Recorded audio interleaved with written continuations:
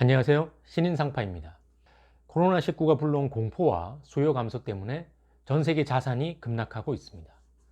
자본시장 참여자 모두가 디플레이션을 우려하고 있고 공황을 기정사실로 이야기합니다. JD 부자연구소 조던 김장섭 소장님이 쓴 내일의 불을 통해 공황은 무엇이며 어떻게 알아챌 수 있는지, 공황 동안 어떻게 하면 내 자산을 지키거나 불릴지 참고할 만한 행동 지침을 알아봅니다.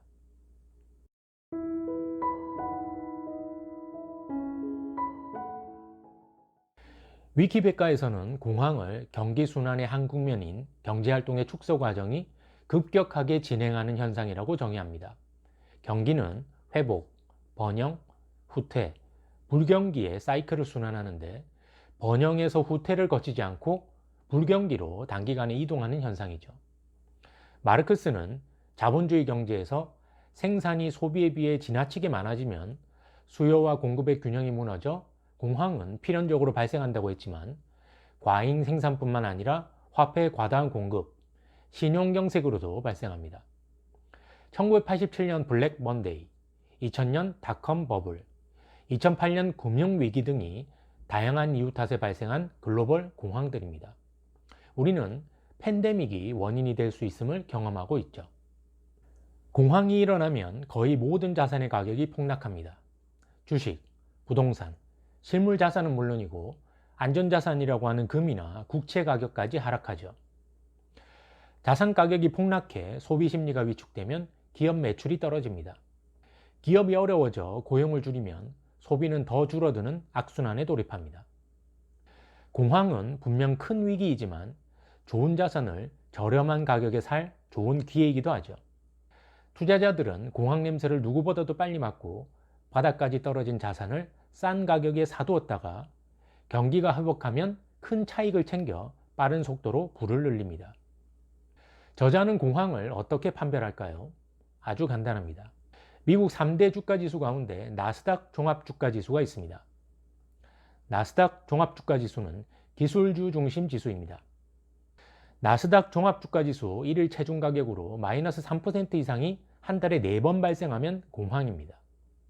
2020년 3월 20일 현재 나스닥 종합주가지수를 보면 마이너스 3% 이상 하락한 날짜가 3월 5일, 3월 9일, 3월 11일, 3월 12일, 3월 16일, 3월 18일로 무려 6차례나 됩니다.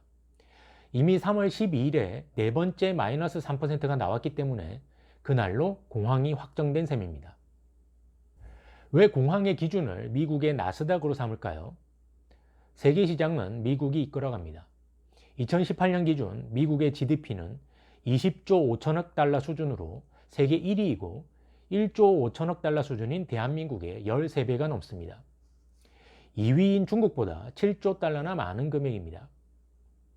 21세기 미국은 애플, 마이크로소프트, 구글, 아마존, 페이스북 등 대형 기술주의 시대이고 대형 기술주 중심의 주식시장이 나스닥이기 때문에 나스닥 종합주가지수가 공황지표로 적합합니다. 다우지수나 S&P 500지수는 상장기업 숫자가 적어서 왜곡 위험이 크지만 나스닥은 3,000개가 넘는 기업이 상장되어 있어 데이터를 신뢰할 수 있습니다. 저자는 왜 마이너스 3%를 기준으로 삼을까요? 과거 데이터가 그렇게 말해주기 때문입니다. 마이너스 3%는 공황을 알리는 전조 내지 암시하는 숫자입니다. 1980년 이후 나스닥 지수를 보면 마이너스 3%가 뜬 후 오르기도 하고 내리기도 했습니다. 1987년 블랙 먼데이, 2000년 닷컴 버블, 2008년 금융위기, 2011년 미국 신용등급 위기까지 최근 4차례의 세계적인 공황은 예외 없이 마이너스 3%가 한 달에 4번 이상 발생했습니다. 저자는 미국 나스닥 지수와 미국 시가총액 1위 주식을 활용해서 공황기간 행동 지침인 공황 매뉴얼을 제시합니다. 첫째, 나스닥 지수 1일 종가로 마이너스 3%가 발생하면 보유하고 있던 주식은 모두 팔고 무조건 한 달을 기다립니다. 마이너스 3%에서 추가 손실을 막기 위해 손절매를 하고 현금을 확보하는 전략입니다. 마이너스 3%가 한 달 동안 한 번도 없으면 위기 끝이므로 그때 다시 미국 시가총액 1위 주식을 매수합니다. 마이너스 3%가 한 달에 4번 발생하면 공황 확정입니다. 이미 마이너스 3%가 처음 발생했을 때 주식은 전량 매도한 상태라서 손실은 더 없습니다. 마이너스 3%가 2달 연속으로 한 번도 발생하지 않으면 비로소 공황 끝입니다. 공황이 끝나면 보유한 현금으로 다시 시가총액 1위 주식을 매수합니다.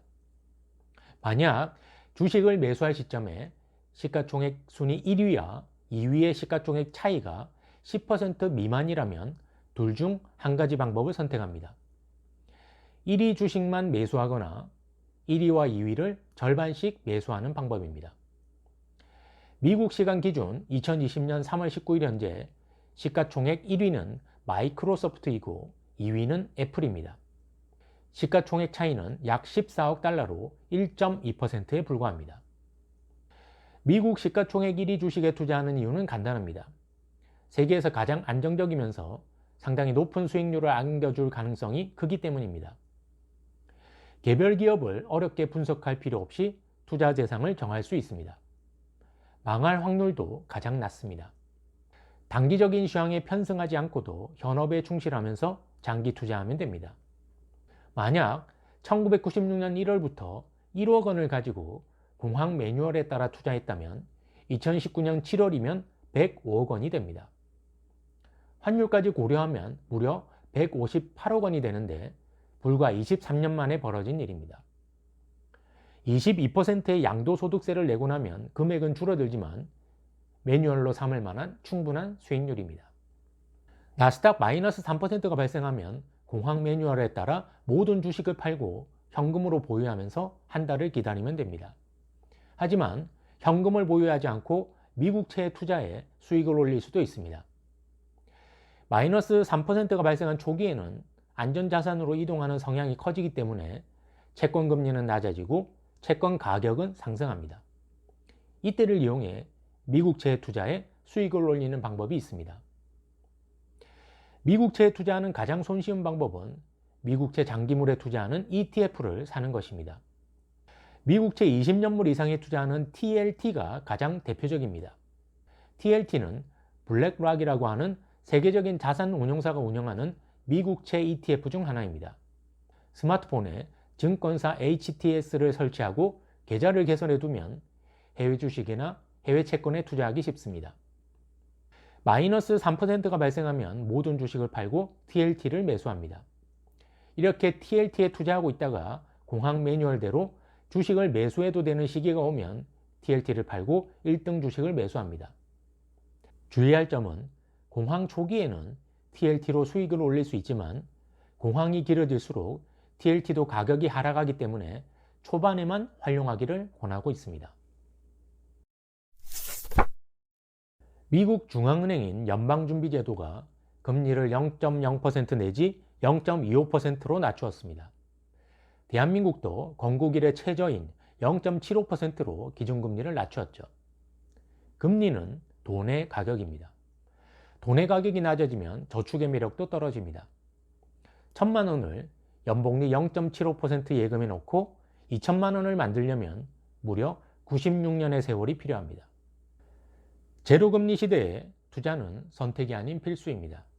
그렇다고 기준이나 원칙을 세우지 않고 우왕좌왕 주변 얘기만 듣고 투자하다가는 원금을 지키기도 힘듭니다. 투자 세계의 정답은 없겠지만 시나리오에 따른 매뉴얼은 필요합니다. 특히 공황과 같이 변동성이 커지면 더욱더 그렇죠. 자신만의 원칙을 찾기 위한 투자 공부가 절실한 시기입니다.